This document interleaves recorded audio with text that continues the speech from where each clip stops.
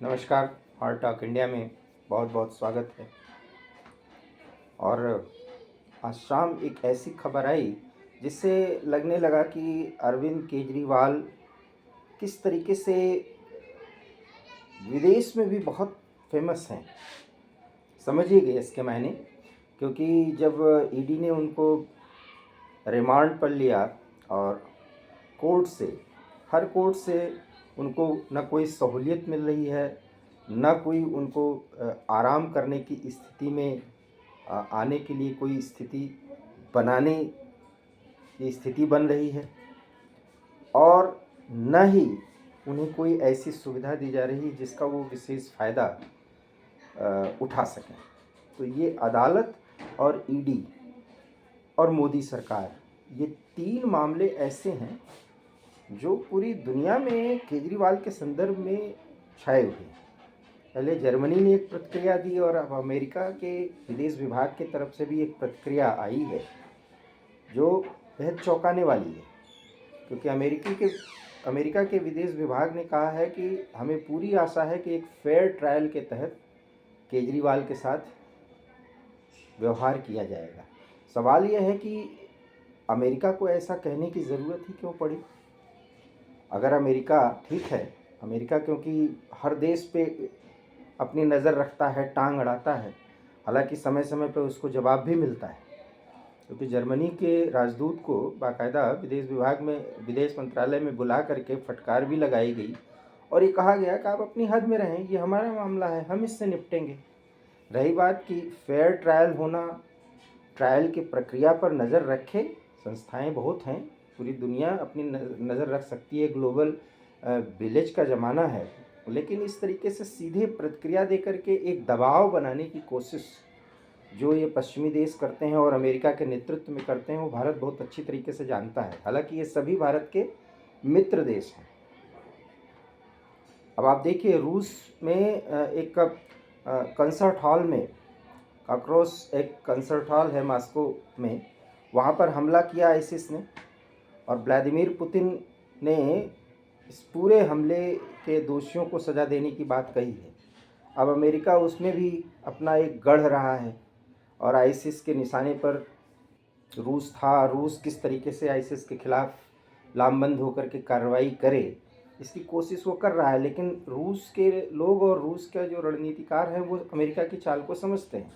इसलिए वो पुतिन को सीधे सीधे वोलोदिमीर जेलेंस्की यूक्रेन और प्रकारांतर से अमेरिका सहित तमाम पश्चिमी देशों को घेर रहे हैं कि इसके पीछे आखिर में रणनीति है क्या। और इसलिए जेलेंस्की को अब पुतिन की नाराज़गी का, और जो भी जेलेंस्की ने दुस्साहस करने की कोशिश की, क्योंकि लड़ाई में तो बहुत दूर हैं जीत से, जीत तो छोड़िए, किसी तरीके से जेलेंस्की और यूक्रेन बचा है, बस इतनी ही सी बात है। लेकिन व्लादिमीर पुतिन ने जो चुप्पी साधी है नाराज़गी व्यक्त करके, और जिस तरीके से उन्होंने आईसिस शब्द का इस्तेमाल ही नहीं किया, हाँ उन्होंने कहा कि ये काम इस्लामिक चरमपंथियों ने किया है, लेकिन आईसिस का नाम नहीं लिया। तो इसके पीछे भी बड़ी रणनीति है, क्योंकि अमेरिका इसी जाल में अब पुतिन को फंसाना ही चाहता है। अमेरिका को ये रिपोर्ट है कि रूस बड़ी कार्रवाई कर सकता है, परमाणु हमले का विकल्प भी वो चुन चुका है, उसका इस्तेमाल कर सकता है। तो ऐसे ही अब भारत के संदर्भ में भी इस तरह की बातें, अभी जर्मनी की प्रतिक्रिया आई थी, अब अमेरिका के विदेश मंत्रालय ने भी कह दिया है कि केजरीवाल की गिरफ्तारी पर आशा है कि उनके साथ फेयर ट्रायल किया जाएगा। अमेरिका कौन होता है हमारे मामलों में दखल देने का? और भारत आज इस स्थिति में है कि हमारी मित्रता है, हम रणनीतिक सहयोगी हैं, बहुत अच्छे बिजनेस पार्टनर हैं, लेकिन न्यायिक व्यवस्था में, कानून की कोई पहलू और उसकी व्यवस्था में, विधायिका की किसी व्यवस्था में अमेरिका जैसे देश अगर इस तरीके से रणनीतिक सहयोगी होने के बावजूद टिप्पणी करेंगे तो उन्हें मित्रवत फटकार भी दी जाएगी और विदेश मंत्रालय इस पर प्रतिक्रिया बहुत अच्छी तरीके से देगा। ये पूरा भरोसा है और देना चाहिए, क्योंकि ये चुनाव का माहौल है, मौसम है, इसलिए ये प्रतिक्रिया तो भारत की तरफ से दी जाएगी। लेकिन अरविंद केजरीवाल के समर्थन में जिस तरीके से अमेरिकी विदेश विभाग ने प्रतिक्रिया दी है, वो अब ये स्पष्ट रूप से संकेत दे रहा है कि अरविंद केजरीवाल के जो संबंध भारत विरोधी खालिस्तानियों से है, उसमें अमेरिका और ब्रिटेन, कनाडा ने अभी प्रतिक्रिया नहीं दी है, क्योंकि कनाडा को पता है कि कनाडा की तरफ से प्रतिक्रिया आई तब तो भारत घेर ही लेगा, इसलिए कनाडा चुप है। जर्मनी से प्रतिक्रिया आई और अमेरिका से प्रतिक्रिया आई। अमेरिका में पन्नू सहित तमाम वो कैसे खालिस्तानी आतंकी सक्रिय हैं, और अभी पन्नू ने तो केजरीवाल को धमकी भी दी है। वो वीडियो भी वायरल हो रहा है कि एक बेईमान हिंदू है जिसने वायदे तो बहुत कुछ किया, अरविंद केजरीवाल का नाम लेके पन्नू बोल रहा है। ये वीडियो कब का है, कैसे आया, ये हम इसकी कोई गारंटी नहीं ले सकते, कोई पुष्टि नहीं करते, लेकिन ये सोशल मीडिया पर वायरल है। खैर, राघव चड्ढा ब्रिटेन में अगर ओबामा से मिलते हैं और एक खालिस्तानी समर्थक से उनकी बातचीत होती है, उसका वीडियो फोटो सब कुछ है, तो वो भी सोशल मीडिया पे वायरल हो रहा है। तो सोशल मीडिया के इस ज़माने में छिपा नहीं है कि कहाँ किसकी सिंपैथी है, किस देश तक किस नेता की पहुंच है और किस लिए उनकी पहुंच है, ये सब कुछ पूरे देश के लोगों को पता है। चुनाव सर पर है, चुनाव होगा और ये भी पता चल जाएगा कि कौन लोकतंत्र के साथ खिलवाड़ कर रहा है, ये आप देख लीजिएगा। क्योंकि अब लोकतंत्र के खिलवाड़ का ढिढोरा पीटने वाले वो विश्लेषक और ख़ास करके हमारी बिरादरी, पत्रकार बिरादरी के वो शख्स जो सोशल मीडिया पर ढेर सारे व्यूज़ और सब्सक्राइबर से बटोर रहे हैं, और कुछ तो महान विभूतियाँ भी हैं, तो वो लोग जितना है तौबा मचा रहे हैं वो पता चल जाएगा। अभी भी हम कह रहे हैं, जो शुरू से कह रहे हैं कि 400 पार तो नहीं, लेकिन 400 के नज़दीक मामला पहुंचने जा रहा है।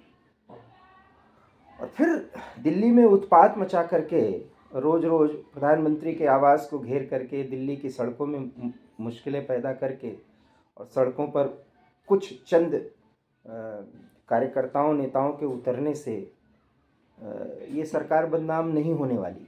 क्योंकि अरविंद केजरीवाल के संदर्भ में कि कविता का रिमांड जो है वो 1 अप्रैल तक कोर्ट ने बढ़ा दिया है। कुछ भी बताने की ज़रूरत नहीं है, जनता बहुत समझदार है। अमेरिका प्रतिक्रिया दे, जर्मनी प्रतिक्रिया दे, किसी की प्रतिक्रिया का बहुत ज़्यादा जो है वो उसको अगर सामान्य भाषा में कहें तो उसको बहुत संज्ञान में नहीं लिया जाएगा, उसको बहुत लोड नहीं माना जाएगा। वो उनके उसकी भाषा में जवाब दिया जाएगा। ईडी अपने जांच को जहां तक बढ़ा रही है, इंट्रोगेट कर रही है, वो सवाल पूछे जाएंगे और न्यायिक प्रक्रिया के तहत पीएमएलए कोर्ट में सारे मामले जाएंगे। हाई कोर्ट भी कल केजरीवाल के मामले पे सुनवाई करेगा कि उनका रिमांड सही दिया गया, नहीं दिया गया, वो रिमांड पर हैं, सही, वैध है, वैध है। हाई कोर्ट भी कल बोल देगा। और पीएमएलए कोर्ट में तो 28 के 2 बजे दोपहर के बाद उनकी पेशी होगी ही। लेकिन यकीन मानिए, रिमांड केजरीवाल की बढ़ने जा रही है, उन्हें कोई रिलीफ नहीं मिलने वाला, और हाई कोर्ट से भी कोई बड़ी रिलीफ उनको मिलने नहीं जा रहा है। इसके पीछे सिर्फ और सिर्फ वो कानूनी पहलू है कि इंट्रोगेशन के दौरान जब इतनी मजबूत कड़ियाँ एक साथ जुड़ रही हैं तो अरविंद केजरीवाल को कोई रिलीफ कोर्ट दे देगी, ऐसा हो ही नहीं सकता। क्योंकि ये भ्रष्टाचार के खिलाफ एक बड़े सबूत मिल जाने का मामला है, जिसमें प्रथम दृष्टया जब कोर्ट उन कागजात को और ईडी के उन दलीलों को, उन फाइलों को जब देखती है तो मजबूर हो जाती है कि अरविंद केजरीवाल को न कोई सहूलियत दी जाए, न सुविधा दी जाए, न उन्हें कोई राहत दी जाए। इसलिए मैं बार बार कह रहा हूँ, उन्हें कोई भी राहत मिलने वाली नहीं है, चाहे आप कल देख लीजिएगा हाई कोर्ट में भी। हाँ, इतना ज़रूर है कि अरविंद केजरीवाल जेल में, या आप कह सकते हैं कस्टडी में रहते हुए, बिना शारीरिक रूप से जनता के बीच में गए हुए अपने प्रचार को अच्छी तरीके से कर पा रहे हैं। इसका कितना फ़ायदा होगा ये उनका आकलन है, लेकिन उन्हें बहुत ज़्यादा फ़ायदा तो नहीं होने वाला, ये एक विश्लेषक के तौर पर मेरा आकलन है।